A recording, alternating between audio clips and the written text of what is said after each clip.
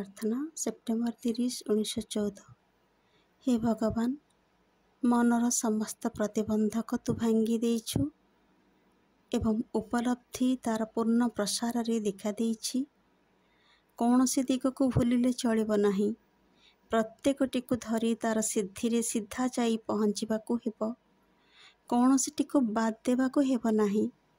जेउथिरे पथर गति विलंबित हुए एपरि कौनसी प्रकार सीमा बंधन बा नियम कानून रखिले चलिब नाही।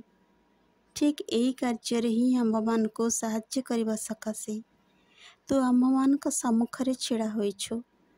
आउ सेई माने जो माने कि स्वयं तू जो माने तोर कौनसी विशेष धारार पूर्णता मध्यरे तते प्रकाश करुछंती सेई माने ही हेबे आम मानकर सहकर्मी, कारण यह ही तोर इच्छा। भगवती जननी आम मानक संगरे रहिछंती।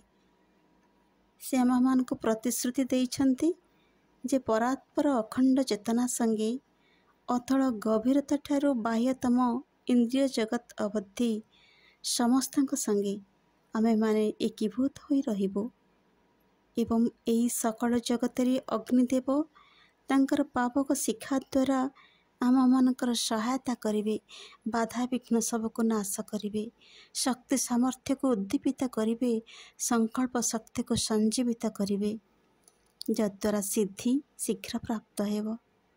इंद्रदेव आम मानकर संगरे अछंती, जद्वारा ज्ञानर ज्योति परिपूर्णता लाभ करिब।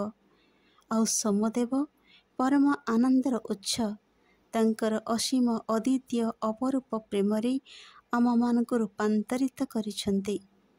हे मधुमयी दिव्य जननी, वाक्यातीत समाहित प्रीति सह अपरिसीम निर्भरता सह तते प्रणति जनाउछि।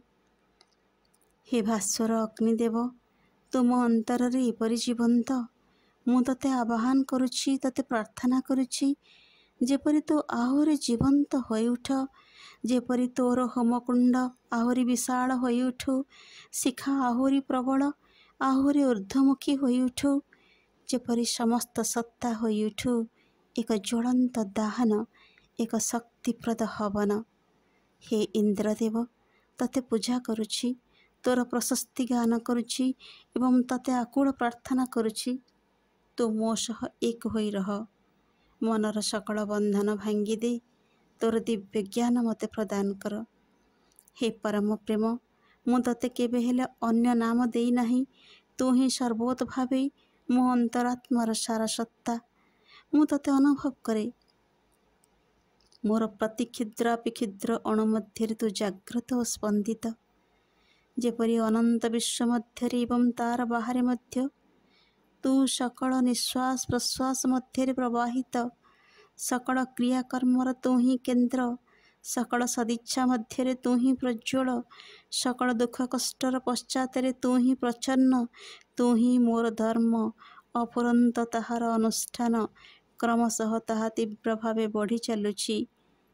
यह ही कर जेपरि मु यथार्थरे उत्तरोत्तर अनुभव करि पारे जे मु समग्र रूपे तू होई जाउछि।